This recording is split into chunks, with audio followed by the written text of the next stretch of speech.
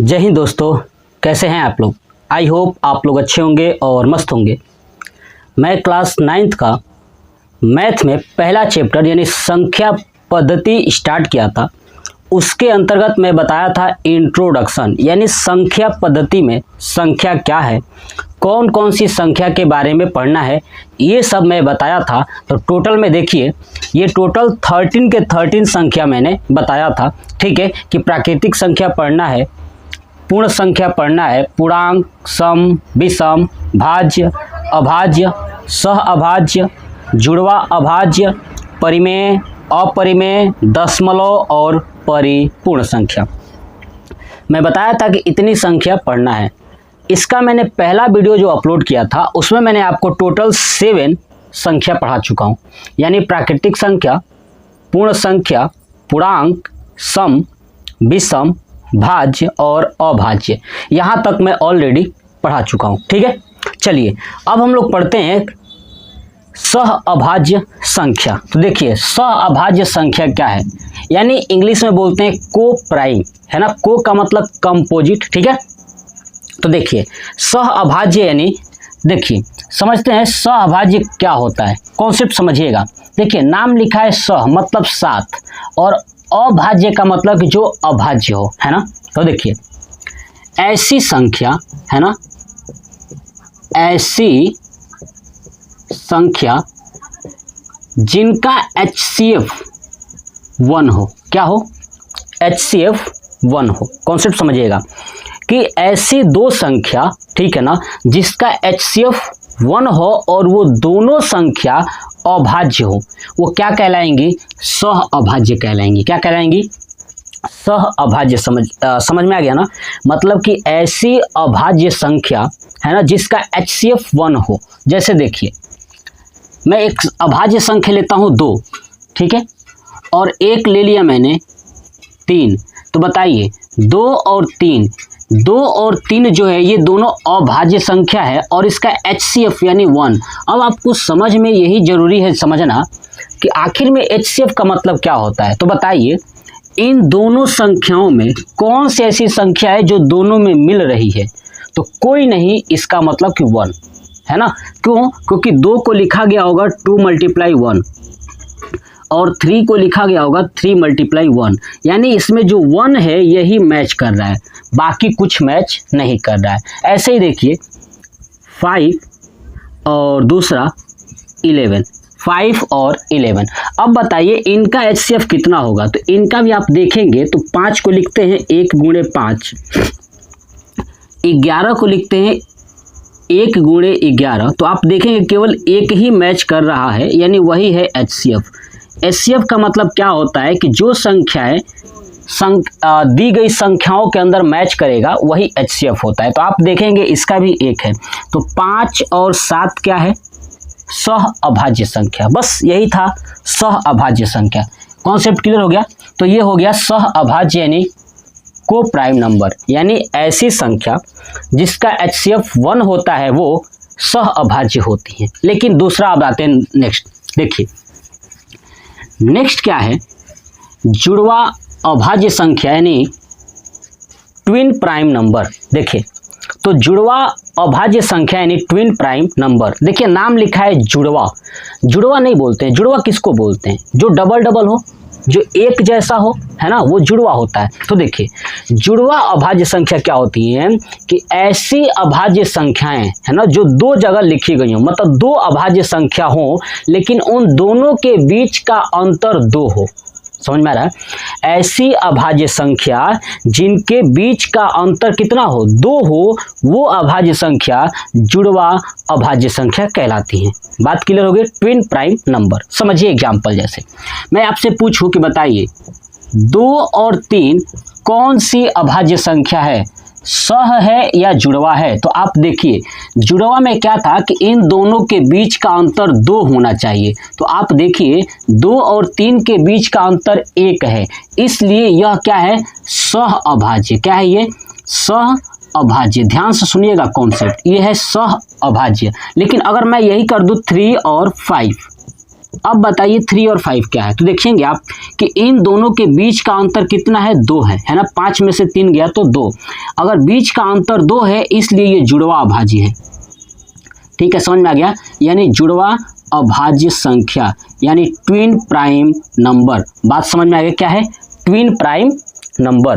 तो ये था जुड़वा अभाज्य संख्या। बहुत ही आसान है, कॉन्सेप्ट समझिए, क्योंकि इसके नाम में ही ना सब कुछ छुपा हुआ है। ट्विन नहीं बोलते हैं कि लड़का ट्विन हो गया यानी जुड़वा हो गया। तो जुड़वा का मतलब यही होता है कि दो संख्याओं के बीच का अंतर कितना होना चाहिए, 2 होना चाहिए, और दोनों अभाज्य संख्या होना चाहिए, तभी कहेंगे जुड़वा अभाज्य संख्या। चलिए नेक्स्ट समझते हैं परिमेय संख्या। क्या समझते हैं, परिमेय संख्या। इसे हटा देता हूँ। देखिए अब आपसे एक प्रश्न पूछता हूँ परिमेय संख्या बताने से पहले, ठीक है ना। जुड़वा और अभाज्य में बताइएगा कि कौन सी संख्या क्या है। 131 और कामा 133 बताना है कि ये सहअभाज्य है या जुड़वा। ठीक है, बताना है कि सह है कि जुड़वा है। कॉन्सेप्ट क्लियर, समझ में आ गया ना। चलिए, जिन बच्चों को ये सह और जुड़वे में कन्फ्यूजन है वो इसका आंसर बिल्कुल नहीं दे पाएंगे, और जिन्होंने समझ लिया है ना वो आसानी से इसका आंसर दे पाएंगे। ठीक है, क्योंकि ये क्वेश्चन जो पूछा गया था ये पूछा गया था रेलवे में।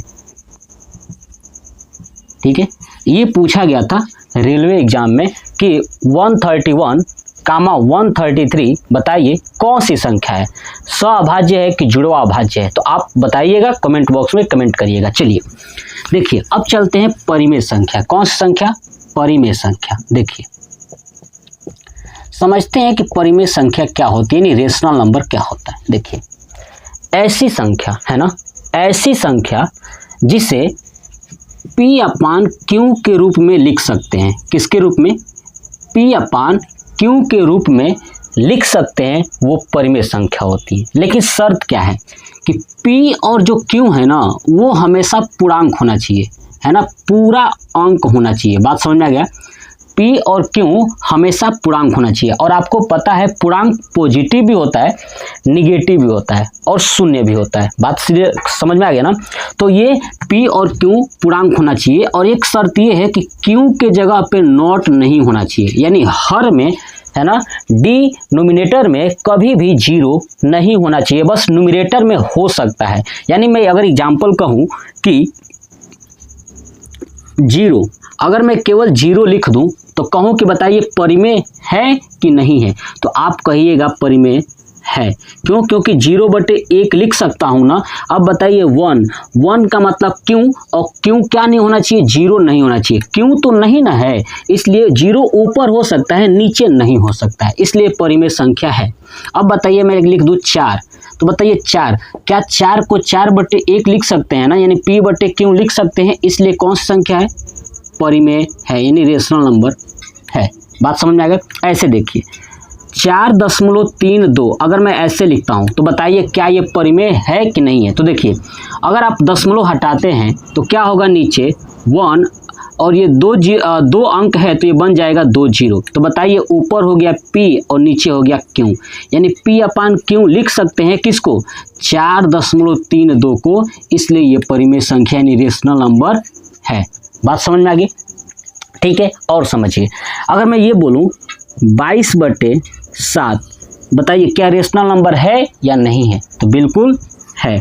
कॉन्सेप्ट क्लियर, समझिए। तो रेशनल नंबर समझ में आ गया ना कि ऐसी संख्या जिसे P/Q के रूप में लिख सकते हैं। अब एक और बताइए, अगर मैं यहाँ पे लिखता हूँ √4, क्या लिखता हूँ, √4। अब पहले यही देखिएगा, जब कोई संख्या रूट में हो ना तो देखिए क्या वो रूट से बाहर निकल सकती है, और निकलने के बाद दशमलव में नहीं होना चाहिए। तो देखिए 4 बाहर निकलेगा तो क्या हो जाएगा, 2, क्या हो जाएगा, 2 हो जाएगा।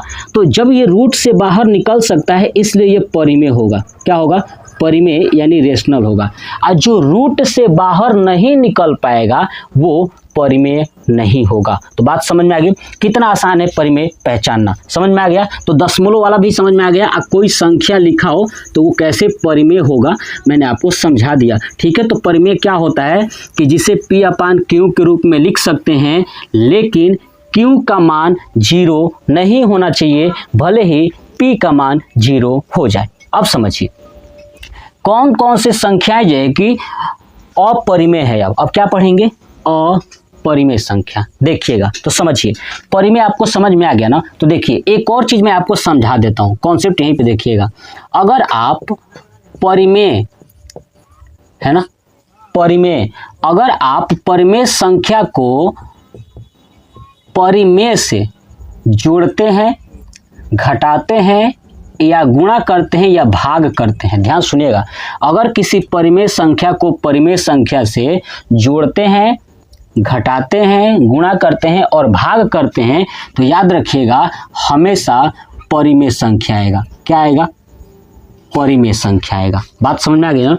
यदि परिमेय संख्या को परिमेय संख्या से जोड़ेंगे, घटाएंगे या गुणा करेंगे या भाग करेंगे तो हमेशा परिमेय संख्या आएगी। दूसरा कॉन्सेप्ट याद रखिए कि यदि किसी परिमेय संख्या को, किस संख्या को, परिमेय संख्या को अपरिमेय से, क्या चीज से, अपरिमेय से, ठीक है, अगर अपरिमेय से जोड़ते हैं, घटाते हैं, गुणा करते हैं या भाग करते हैं तो हमेशा याद रखिएगा अपरिमेय ही आएगा। क्या आएगा, अपरिमेय ही आएगा। मतलब समझिए कि एक परिमेय का मतलब कि शुद्ध इंसान है ना, और अपरिमेय का मतलब कि अशुद्ध इंसान। जब शुद्ध इंसान अशुद्ध के साथ रहेगा तो वो भी अशुद्ध हो ही जाएगा, और शुद्ध हमेशा शुद्ध के साथ शुद्ध ही होता है। बस वही कॉन्सेप्ट यहाँ पे। अब दूसरा, तीसरा कॉन्सेप्ट क्या, अगर अपरिमेय अपरिमेय के साथ जोड़ हो, है ना, ठीक है, जोड़ हो, ठीक है, और घटाना हो, ध्यान सुनिए, जोड़ हो और घटाना हो तो हमेशा अपरिमेय होगा। देखिएगा अपरिमेय, कॉन्सेप्ट समझिएगा, अपरिमेय, अगर अपरिमेय के साथ क्या किया जाए, जोड़ किया जाए और घटाना किया जाए, ठीक है, तो हमेशा अपरिमेय होगा। क्या होगा, अपरिमेय होगा। लेकिन ये कतई फिक्स नहीं है कि अगर कोई अपरिमेय है उसके साथ भाग किया जाए या गुणा किया जाए अपरिमेय को अपरिमेय से, तो ये कतई फिक्स नहीं है कि हमेशा अपरिमेय ही आएगा, है ना। अब कहेंगे सर एग्जाम्पल बता दीजिए। देखिए मैं ये देखिए √3 है ना, √3, क्या √3 रूट से बाहर निकलेगा, नहीं निकलेगा, इसलिए ये परिमेय नहीं है, ये अपरिमेय है। अब एक बात बताइए, अगर यही √3 और एक अपरिमेय लिख दूं, इन दोनों को भाग कर दूं, क्या कर दूं, भाग कर दूं, तो देखिए √3 में अगर √3 से भाग करेंगे तो क्या आएगा, 1 आएगा। अब बताइए 1 आएगा तो 1 को 1/1 लिख सकते हैं ना, इसलिए कौन सी संख्या होगी, परिमेय संख्या। तो कोई फिक्स नहीं है कि अपरिमेय को अगर अपरिमेय से भाग करोगे तो अपरिमेय ही आएगा, परिमेय भी आ सकता है, और गुणा करोगे तो भी, यानी देख लीजिए √3 मल्टीप्लाई √3 कितना आ जाएगा, तो 3 आ जाएगा, आएगा ना। अब बताइए 3 क्या है, परिमेय संख्या, ठीक है। तो समझ में आ गया ये कॉन्सेप्ट। चलिए दूसरा समझते हैं अपरिमेय संख्या। अपरिमेय संख्या यही है कि जिसे P/Q के रूप में नहीं लिख सकते हैं, ठीक है, वो सब क्या है, अपरिमेय संख्या। तो याद रखिएगा जो संख्या P/Q के रूप में नहीं लिखी जा सकती है ना, वो अपरिमेय संख्या होती है, यानी ठीक है, इरेशनल नंबर होती हैं। जैसे देखिए, जैसे पाई, पाई क्या है, अपरिमेय संख्या। याद रखिएगा पाई क्या है, अपरिमेय संख्या। अगर मैं दूसरा बोलूं, दूसरा कॉन्सेप्ट समझिए, 3.14 ... ऐसे मैंने कर दिया, इसका मतलब ये है कि ये रुका नहीं है, ये बढ़ता ही जा रहा है ना, 3.14 आगे ... ये बढ़ता जा रहा है, इसलिए ये अपरिमेय है ना, क्योंकि इसे P/Q के रूप में नहीं लिख पाएंगे। क्यों नहीं लिख पाएंगे, कि अगर मैं दशमलव हटाता हूं तो बताइए नीचे कितना जीरो बढ़ाऊंगा, मुझे नहीं पता, क्योंकि बहुत आगे तक गई है, इसलिए ये अपरिमेय संख्या। अगर मुझे पता होता कि हटाने के बाद इतना हम दशमलव लगा सकते हैं तो वो हम क्या कह देते, परिमेय संख्या है। तो समझ में आ गया, पाई 3.14 ... ठीक है, ये सब क्या है, अपरिमेय संख्या है। बस कॉन्सेप्ट यही, ठीक है। अब आपसे कोई भी पूछ देना, अब बताइए रूट में देखिए, रूट में 7, अब बताइए रूट में 7 परिमेय है या अपरिमेय है। तो आप सोचिए √7 बाहर निकल सकता है क्या, नहीं निकल सकता है, ठीक है, ठीक है। तो ये होता है आपका अपरिमेय। क्या होता है, अपरिमेय। देखिए कितना आसान है, परिमेय और अपरिमेय, बहुत ही आसान है कॉन्सेप्ट, आप समझ गए ना। बस आप चीज़ों को रिवाइज कर लीजिएगा, जब मैं ये चैप्टर्स पढ़ाऊंगा संख्या पद्धति तो आपको समझ में आएगा कि ये हमें पढ़ क्यों रहे थे, क्यों ये पढ़ रहे थे। क्योंकि मेरा हर एक चैप्टर स्टार्ट करने से पहले एक टारगेट यही होता है कि बच्चों के दिमाग में ये चीज़ फीड हो जाए कि हमें इस चैप्टर में पढ़ना कैसे है, क्या क्या सीखना है। तो इसीलिए मैं हर एक चैप्टर स्टार्ट करने से पहले इंट्रोडक्शन जरूर कराता हूँ, ठीक है। तो देखिए ये हो गया टोटल अपरिमेय संख्या। अब चलिए पढ़ते हैं दशमलव संख्या। क्या पढ़ते हैं? दशमलव संख्या। देखिए दशमलव संख्या क्या है, यहाँ पे 12 नंबर दशमलव संख्या यानी डेसिमल नंबर। देखिए दशमलव संख्या जो है कि 3 तरह की दशमलव हो सकती है। पहला जैसे मान लीजिए लिखता हूँ 3.24 ये हो सकता है। दूसरा क्या हो सकता है 3.242424 डॉट डॉट डॉट ये हो सकता है। एक और हो सकता है 3.465321 ऐसे करके कुछ भी हो सकता है। मतलब एक चीज आप नोटिस करिएगा, ध्यान सुनिएगा कि एक ऐसी संख्या जो दशमलव के बाद आगे नहीं बढ़ रही है, रुक गई है, ठीक है। दूसरा ऐसी संख्या जो आगे बढ़ तो रही है लेकिन वो बार बार रिपीट हो रही है। देखिए 24 हो गया।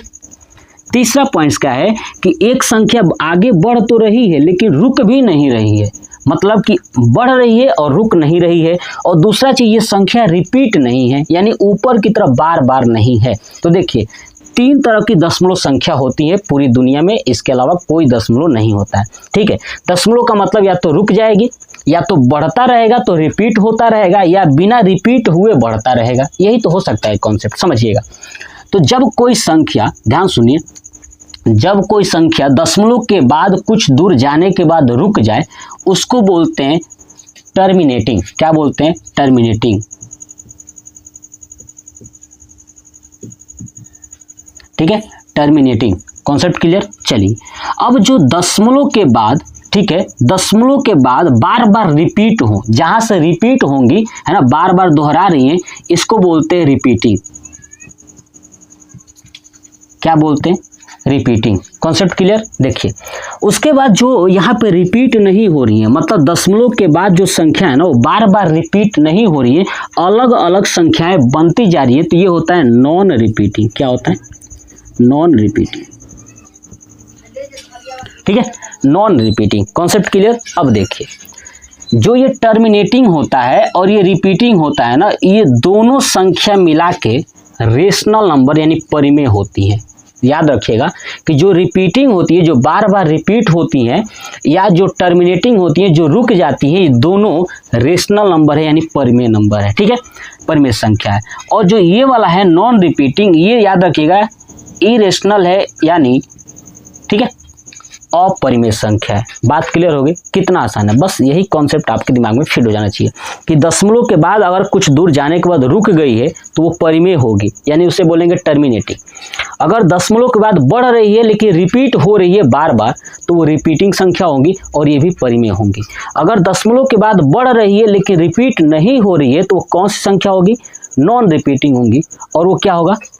अपरिमेय संख्या होगा, ठीक है। चलिए देखिए नेक्स्ट है परफेक्ट नंबर, है ना, यानी परिपूर्ण संख्या। देखिए अगर हम बात करें यहाँ पे 30 नंबर परफेक्ट नंबर यानी परिपूर्ण संख्या, तो देखिए परफेक्ट नंबर क्या होती है। देखिए कोई कहा जाता है ना कि कोई भी, है ना, कोई भी इंसान दुनिया में पूर्ण नहीं है। ये शब्द आपने सुना होगा, परफेक्ट नहीं है, बोलते हैं ना कि परफेक्ट नहीं है। तो परफेक्ट संख्या क्या होती है? परफेक्ट संख्या क्या होती है कि ऐसी संख्या जिसका आप जब गुणनखंड निकालोगे ना, यानी तोड़ोगे, और फिर तोड़ने के बाद अगर उसको प्लस करके ऐड करते हो तो वही संख्या प्राप्त होगी जिसे आपने तोड़ा था। समझ में आया? जैसे समझिए एग्जाम्पल के तौर पे एक समझाता हूँ। देखिए मान लीजिए कि मेरे पास 4 है, अगर इस 4 को तोड़ूँ तो क्या लिख सकता हूँ? 1 गुणे 2 मल्टीप्लाई 2, यही लिख सकता हूँ ना। देखिए 4 को यही ना तोड़ सकते हैं। अब सबको जोड़िए, 1 + 2 + 2 कितना आया? तो 5, लेकिन है कितना ये? 4। यानी जिस संख्या का आप गुणनखंड निकालोगे उस गुणनखंड को अगर जोड़ोगे तो पुनः वही संख्या आ जाएगी, तो कहेंगे कि ये परिपूर्ण है यानी परफेक्ट नंबर है, ठीक है। तो देखिए ये परफेक्ट नहीं है, बिल्कुल नहीं है। क्यों? क्योंकि 4 का 1 × 2 × 2 हुआ, लेकिन ऐड करने पर 5 आ रहा है, इसलिए ये परफेक्ट नहीं है। ऐसे देखिए एग्जाम्पल 6 का, 6 को देखिए 1 × 2 × 3, यही ना होगा। अब इसको ऐड करिए 1 + 2 + 3, अब ऐड करेंगे 3 2 5 और 6। इसका मतलब 6 क्या है? परफेक्ट नंबर है, परिपूर्ण संख्या है। 6 क्या है? परफेक्ट नंबर यानी परिपूर्ण संख्या है। तो याद रखिएगा कि 6 और 28 और 496 ये क्या है? परफेक्ट नंबर है। ठीक है, एक अंक की जो संख्या परफेक्ट है वो है 6, और 2 अंक का 28 और 3 अंक का 496। ये पॉइंट्स याद रखिएगा, आप इसको बना सकते हैं। जैसे अब मैंने आपको समझाया कि प्राकृतिक, पूर्ण, है ना, पूर्णांक, सम, विषम, भाज्य, अभाज्य, सह अभाज्य, जुड़वा अभाज्य, ठीक है, परिमेय, अपरिमेय, परफेक्ट, ये सब समझा दिया, दशमलव वगैरह सब कुछ मैंने समझा दिया। ठीक है, तो ये 2 पार्ट्स में मैंने पूरा वीडियो को कंप्लीट कर दिया। ठीक है, अब ये कमेंट बॉक्स में कमेंट करके जरूर बताइएगा कि आपको ये वीडियो कैसा लगा, और दोस्तों के पास शेयर करिएगा। जय हिंद।